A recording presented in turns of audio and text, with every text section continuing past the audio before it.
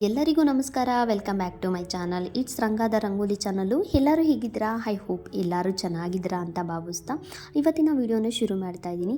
ಇವತ್ತು ನಿಮಗೆ 5ರಿಂದ 3 ಮಧ್ಯ ಚುಕ್ಕಿ ಅಲ್ಲಿ 2 ರಂಗೋಲಿಗಳನ್ನ ತೋರಿಸ್ತಾ ಇದ್ದೀನಿ. ತುಂಬ ಈಸಿಯಾಗಿದೆ, ಕ್ವಿಕ್ಕಾಗಿ ಹಾಕ್ಕೊಬೋದು, ಟ್ರೆಂಡಿಯಾಗಿ ಕೂಡ ಇದೆ.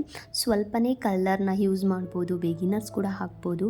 ಪ್ರತಿನಿತ್ಯ ಯಾವುದಪ್ಪ ರಂಗೋಲಿ ಹಾಕೋದು ಅನ್ನೋರಿಗೆ ತುಂಬ ವಿಶೇಷವಾಗಿದೆ. ಮತ್ತು ಈಗ ಇವತ್ತು ಬುಧವಾರ, ನಾಳೆ ಗುರುವಾರ ಮತ್ತು ಶುಕ್ರವಾರಕ್ಕೆ ಯಾವ ರಂಗೋಲಿನ ಹಾಕಬೇಕು ಅಂತ ಯೋಚನೆ ಮಾಡ್ತಾಯಿದ್ದಾರೆ. ಈ ರಂಗೋಲಿನ ಆರಾಮಾಗಿ ಹಾಕ್ಬೋದು. ಲಕ್ಷ್ಮೀ ದೇವಿ ಕೂಡ ಹೊಲಿತಾಳೆ ಅಂತ ಹೇಳ್ತಾ, ಇವತ್ತು ನಾನು ಯಾವಾಗಲೂ ರಂಗೋಲಿ ಜೊತೆಗೆ ಒಂದು ವಿಷಯವನ್ನು ತರ್ತೀನಿ. ಅದು ನಮ್ಮ ಜೀವನಕ್ಕೆ ಸಂಬಂಧಪಟ್ಟಿರುತ್ತೆ. ಅದರಲ್ಲಿ ನಾವು ಏನನ್ನು ಅಳವಡಿಸ್ಕೊಬೇಕು, ಏನನ್ನ ಬಿಡಬೇಕು ಅನ್ನೋದನ್ನ ನಾನು ಪ್ರತಿನಿತ್ಯ ಹೇಳ್ತಾನೆ ಇದ್ದೀನಿ. ಅದ್ರ ಜೊತೆಗೆ ಇವತ್ತು ಒಂದು ಒಳ್ಳೆಯ ವಿಷಯವನ್ನು ತಂದಿದ್ದೀನಿ. ನನ್ನ ರಂಗೋಲಿಗೂ ನನ್ನ ಮಾತಿಗೂ ಒಂದು ಸಂಬಂಧನೇ ಇರುತ್ತೆ. ನಾನು ಒಂದು ರಂಗೋಲಿನ ಎಕ್ಸಾಂಪಲ್ ಇಟ್ಕೊಂಡು ನಾನು ಅದರಲ್ಲಿ ನಮ್ಮ ಜೀವನಕ್ಕೆ ಬೇಕಾದ ಒಂದು ಅನುಭವವನ್ನು ನಾನು ನಿಮ್ಮಲ್ಲಿ ಹಂಚ್ಕೊಳ್ತೀನಿ. ಈ ರಂಗೋಲಿ ನಮಗೆ ಹೇಳೋದು ಏನಂತ ಹೇಳುತ್ತೆ ಅಂದರೆ, ಸೌಂದರ್ಯ ಎಲ್ಲಿರುತ್ತೋ ಅಲ್ಲಿ ಬೆಳಕು ತಾನಾಗೇ ಬರುತ್ತೆ ಅಂತ ಅಂದ್ಬಿಟ್ಟು ನನ್ನ ರಂಗೋಲಿ ಹೇಳುತ್ತೆ. ಆದರೆ ನಿಜವಾದ ಸೌಂದರ್ಯ ಹೊರಗಿನಿಂದ ಅಲ್ಲ, ನಮ್ಮ ಒಳಗಿನಿಂದ ಬರುತ್ತೆ ಅಂತಲೇ ಹೇಳ್ಬೋದು. ನಾನು ನೋಡೋರಿಗೆ ಮೇಲೆ ಕಲ್ಲರೆಲ್ಲ ಹಾಕಿದ ತಕ್ಷಣ ರಂಗೋಲಿ ಚೆನ್ನಾಗಿ ಕಾಣಿಸ್ಬೋದು. ಆದರೆ ಒಬ್ಬ ತುಂಬ ತಿಳುವಳಿಕೆಯಾದ ಮನುಷ್ಯ ರಂಗೋಲಿನ ನೋಡಿದ್ರೆ ಇಲ್ಲಿ ತಪ್ಪು ಸರಿಗಳನ್ನು ಕೂಡ ಅವನು ಕಂಡುಹಿಡಿತಾನೆ ಅಲ್ವಾ. ನೋಟಕ್ಕೆ ಅದು ಚೆನ್ನಾಗಿರುತ್ತೆ ರಂಗೋಲಿ, ಆದರೆ ಒಳಗಿನಿಂದ ನಾವು ನೋಡಿದಾಗ ಅದರಲ್ಲೂ ಸರಿ ತಪ್ಪು ಯಾವುದು ಅನ್ನೋದು ತಿಳಿಯುತ್ತೆ. ಹಾಗೆ ನಾವು ಒಳಗಿನಿಂದ ಅಥವಾ ಶುದ್ಧ ಮನಸ್ಸಿನಿಂದ, ಪ್ರಾಮಾಣಿಕತೆಯಿಂದ ಅಥವಾ ನಿಷ್ಠೆಯಿಂದ ನಡೆದುಕೊಂಡಾಗ ಮಾತ್ರ ನಮ್ಮ ಕೆಲಸಗಳಲ್ಲಿ ಮತ್ತು ನಡವಳಿಕೆಯಲ್ಲಿ ಅಥವಾ ಒಂದು ಭಾಷೆಯಲ್ಲಿ all place it will naturally reflect ಅಂತಲೇ ಹೇಳ್ಬೋದು. ಸೊ ನಾನೇನು ಹೇಳ್ತಾ ಇದ್ದೀನಿ ಅಂತಂದರೆ, ನಾವು ಯಾವಾಗಲೂ ಹೊರಗಿನಿಂದ ನೋಡೋದಕ್ಕಿಂತ ಒಳ ಮನಸ್ಸಿನಿಂದ ನೋಡಿದ್ರೆ ತುಂಬ ಒಳ್ಳೆಯದು. ಈ ಹೂವಿನ ರಚನೆ ನಡುವೆ ಒಂದು ಬಿಳಿ ಹೂ ಹರಳಿದ್ರೆ ಅಥವಾ ಹಸಿರು ಹೂ ಹರಳಿದ್ರೆ ನಮ್ಮ ಒಳಗಿನ ಶ್ರದ್ಧೆ, ಶಾಂತಿ, ಧೈರ್ಯದ ಪ್ರತೀಕ ಆಗಿರುತ್ತೆ. ಅದರ ಸುತ್ತಲಿರುವ ತಿರುವುಗಳು ಅಂದರೆ ಆ ಬಳ್ಳಿಗಳು, ನಾನು ಬಿಡಿಸ್ತಾ ಇರುವಂತಹ ಬಳ್ಳಿಗಳು, ಆ ತಿರುವುಗಳು ನಮ್ಮ ಜೀವನದ ಬದಲಾವಣೆಗಳು ಅಂತಲೇ ಹೇಳ್ಬೋದು. ಬದುಕುಗಳು ಹೊಸ ಪಾಠವನ್ನು ಕಲಿಸುತ್ತೆ. ಪ್ರತಿದಿನ ನಿಮ್ಮ ಒಳಗಿನ ಒಳ್ಳೆತನವನ್ನು ಬೆಳೆಸ್ಕೊಳ್ಳಿ. ಪ್ರತಿದಿನ ಯಾವುದಾದ್ರೂ ಒಂದು ಒಳ್ಳೆತನವನ್ನು ಕಲಿತಾ ಇದ್ದರೆ ನಮಗೂ ಕೂಡ ಅದೇ ವ್ಯಕ್ತಿತ್ವನ ನಮಗೆ ಬದುಕು ಕಲಿಸ್ಕೊಡುತ್ತೆ ಅಂತಲೇ ಹೇಳ್ಬೋದು. ನಾವು ಯಾವಾಗಲೂ ಕೆಟ್ಟದನ್ನು ಯೋಚನೆ ಮಾಡ್ತಾಯಿದ್ರೆ ಕೆಟ್ಟದೇ ಆಗ್ತಾ ಇರುತ್ತೆ. ನೋಡಿಬೇಕಾದ್ರೆ ನೀವು ಒಳ್ಳೆ ರೀತಿಯಲ್ಲಿ ಪಾಸಿಟಿವ್ ಮೈಂಡ್ ಇಟ್ಕೊಂಡು ಅದ್ರ ಬಗ್ಗೆ ಥಿಂಕ್ ಮಾಡ್ತಾಯಿದ್ರೆ ನಮಗೆ ಒಳ್ಳೆಯದೇ ಆಗುತ್ತೆ ಅಂತಲೇ ಹೇಳ್ಬೋದು. ನಾವು ಯಾರು ಅನ್ನೋದನ್ನ ಮರೆತುಬಿಡಬೇಕು. ಫಸ್ಟ್ ಆಫ್ ಆಲ್ ನಾವು ಆ ನಿಸ್ವಾರ್ಥತೆಯಿಂದ ನಾವೇ ಬಲವಾಗ್ತೀವಿ ಅಂತಲೇ ಹೇಳ್ಬೋದು. ನಾವು ಯಾರು ಅನ್ನೋದನ್ನ ಮರೆತುಬಿಟ್ಟು ನಾವು ಒಳ್ಳೆ ರೀತಿಯಲ್ಲಿ ಯೋಚನೆ ಮಾಡಬೇಕು ಅಷ್ಟೇ, ಸರಿನಾ? ಆ ನಿಸ್ವಾರ್ಥತೆಯೇ ನಮ್ಮನ್ನು ಬಲವಾಗಿ ಮಾಡುತ್ತೆ ಅಂತಲೇ ಹೇಳ್ಬೋದು. ಈ ರಂಗೋಲಿ ಹೇಗೆ ಬ್ಯೂಟಿಫುಲ್ಲಾಗಿ ಕಾಣಿಸುತ್ತೋ ಹಾಗೆ ನಮ್ಮ ಜೀವನವನ್ನು ಕೂಡ ನಾವು ಬ್ಯೂಟಿಫುಲ್ಲಾಗಿ ರೂಪಿಸ್ಕೊಳ್ಬೋದು. ಅದು ಎಲ್ಲ ನಮ್ಮ ಕೈಯಲ್ಲೇ ಇರುತ್ತೆ ಅಂತಲೇ ಹೇಳ್ಬೋದು. ನಾವು ಏನು ಅಂತಂದರೆ, ನಾವು ಅವ್ರು ಹೇಗಿದ್ದರು ನಾವು ಹಂಗಿರೋಕ್ಕಾಗ್ತಿಲ್ಲ, ಅವ್ರು ಹೀಗಿದ್ದಾರೆ ನಮ್ಗೆ ಹಿಂಗಿರೋಕ್ಕಾಗ್ತಿಲ್ಲ, ಇದನ್ನು ಬಿಡಬೇಕು. ನಮಗೆ ಏನು ಸಾಧ್ಯ ಅದನ್ನು ನಾವು ಮಾಡ್ತಾ ಹೋಗಬೇಕು ಅಲ್ವಾ. ಎಲ್ಲರೂ ಇರೋ ಥರ ನಾವಿರೋಕ್ಕಾಗಲ್ಲ, ನಾವಿರೋ ಥರ ಎಲ್ಲರೂ ಇರೋಕ್ಕಾಗಲ್ಲ. ಇದು ನನ್ನ ಒಂದು ರಂಗೋಲಿ ಜೊತೆಯ ಒಂದು ಮಾತಾಗಿದೆ ಅಂತಲೇ ಹೇಳ್ಬೋದು. ಯಾರೆಲ್ಲ ನನ್ನ ಹೊಸೊಬ್ಬರು ಚಾನಲ್ನ ನೋಡ್ತಾ ಇದ್ದೀರೋ ಅವರು ಸಬ್ಸ್ಕ್ರೈಬ್ ಆಗಿಲ್ಲ ಅಂದರೆ ಒಂದು ಸಬ್ಸ್ಕ್ರೈಬ್ ಮಾಡ್ಕೊಳ್ಳಿ. ಈ ವಿಷಯದ ಬಗ್ಗೆ, ಈ ರಂಗೋಲಿ ಬಗ್ಗೆ ಲೈಕ್ ಮತ್ತು ಕಮೆಂಟ್ಸ್ ಮುಖಾಂತರ ನಿಮ್ಮ ಅಭಿಪ್ರಾಯನ ತಿಳಿಸಿ ಅಂತ ಕೇಳ್ಕೊತಾ, ನೆಕ್ಸ್ಟು ರಂಗೋಲಿ ಬಗ್ಗೆ ನಾನು ಮಾತಾಡೋದಕ್ಕಿಂತ ಮುಂಚೆ ಏನಿಲ್ಲ ಅಂತಂದರೆ, ನನ್ನ ಒಂದು ಮಾತು ಹೇಗಿದೆ ಅಥವಾ ನನ್ನ ರಂಗೋಲಿ ಹೇಗಿದೆ ಅಂತ ನೀವು ನನಗೆ ತಪ್ಪದೇ ಕಮೆಂಟ್ಸ್ ಬಾಕ್ಸಲ್ಲಿ ತಿಳಿಸಿ ಅಂತ ಹೇಳ್ತಾ, ನೋಡಿ ಈ ಒಂದು ಬ್ಯೂಟಿಫುಲ್ ಆದಂಥ ಫ್ಲವರ್ ರಂಗೋಲಿ ಮೂಡ್ತಾ ಇದೆ. ತುಂಬ ಈಸಿಯಾಗಿ ಹಾಕ್ಬೋದು, ಬಿಗಿನರ್ಸ್ ಕೂಡ ಹಾಕ್ಬೋದು.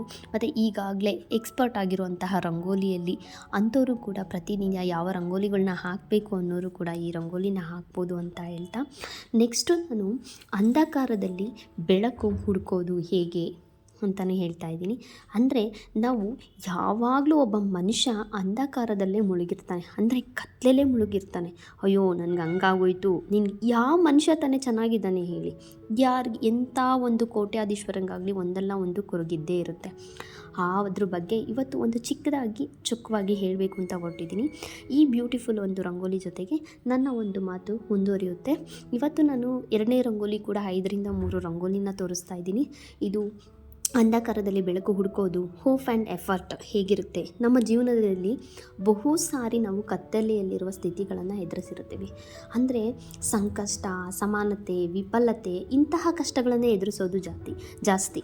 ಎಂಥ ಮನುಷ್ಯನಾದರೆ ತಗೊಳ್ಳಿ, ಹೇಳಿದ್ನಲ್ಲ ನಾನು ಆಗ್ಲೇ, ಎಂಥ ಕೋಟ್ಯಾಧೀಶ್ವರನೇ ಆಗಲಿ ಅಥವಾ ಏನೂ ಇಲ್ಲದ ಬಡವನಾಗಲಿ, ಮುಂಚೆ ಎಲ್ಲ ಊಟಕ್ಕೆ ಬಡತನವಿತ್ತು.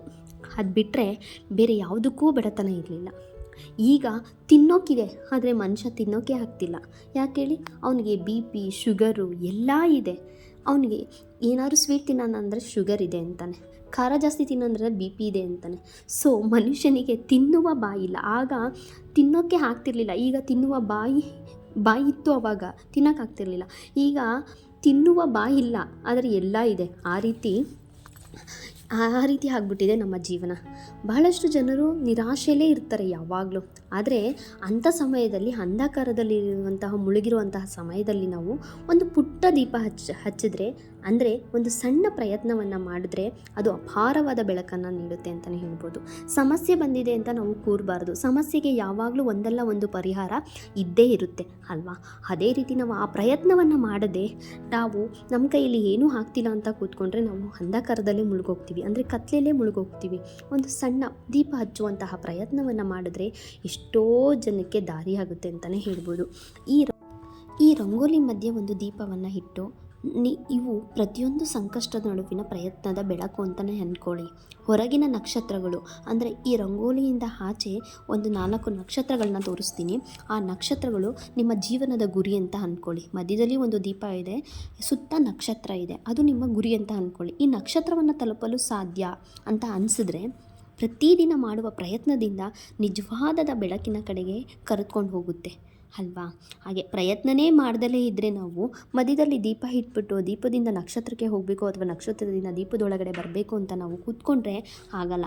ಅಲ್ಲಿ ನಮ್ಮ ಪ್ರಯತ್ನ ಜಾಸ್ತಿ ಇರಬೇಕು ಅಂತಲೇ ಹೇಳ್ಬೋದು. ಯಾಕಂದರೆ ಪ್ರಯತ್ನ ಮಾಡ್ದಲೇ ಯಾವುದೊಂದು ಮಾಡೋಕ್ಕೆ ಅದು ಅಸಾಧ್ಯನೇ ಅನಿಸೋದು. ಪ್ರಯತ್ನ ಮಾಡಿ ನೋಡಿದಾಗ ನಮಗೆ ಎಲ್ಲನೂ ಸುಲಭ ಅಂತಲೇ ಅನಿಸೋದು.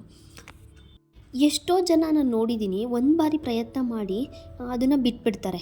ಅಂದರೆ ಒಂದು ಸಲ ಪ್ರಯತ್ನ ಪಡೋದೇ ಇಲ್ಲ ಅಂತಲ್ಲ, ಪಡ್ತಾರೆ. ಅಥವಾ ಸ್ವಲ್ಪ ಜನ ಪ್ರಯತ್ನನೇ ಪಡಲ್ಲ, ಪ್ರಯತ್ನ ಮಾಡಿ ಬಿಟ್ಬಿಡ್ತಾರೆ. ಆದರೆ ಪ್ರಯತ್ನ ಪಡೋದನ್ನ ನಾವು ಯಾವತ್ತೂ ನಿಲ್ಲಿಸಬಾರ್ದು. ಒಂದು ದಿನ ಪ್ರತಿಫಲ ನಮಗೆ ಸಿಗುತ್ತೆ. ಅಂದರೆ ಪ್ರತಿ ಸಲ ನಾವು ಪ್ರಯತ್ನ ಪಡ್ತಾಯಿದ್ರೆ ಒಂದಲ್ಲ ಒಂದು ದಿನ ಅದಕ್ಕೆ ಪ್ರತಿಫಲ ಉಂಟು. ಒಂದು ಸಣ್ಣ ದೀಪ ಹಚ್ಚಿದ್ರೆ ಎಷ್ಟೋ 10 ಮಂದಿಗೆ ದಾರಿದೀಪ ಆಗುತ್ತೆ. ಅಂಥದ್ರಲ್ಲಿ ನಾವು ಒಂದು ಪ್ರಯತ್ನನ ಪಡೆದಲ್ಲೇ ನಮ್ಮ ಗುರಿನ ಸಾಧಿಸಲಾಗಲಿಲ್ಲ ಅಂತ ಹೇಳೋದು ತುಂಬ ಸುಳ್ಳು ಅಲ್ವಾ? ನಂದೇ ತಗೊಳ್ಳಿ, ರಂಗೋಲಿ ಕಂಟೆಂಟ್ನ ಎಷ್ಟೋ ಜನ ನನ್ನನ್ನು ಒಪ್ಕೊಂಡೇ ಇಲ್ಲ.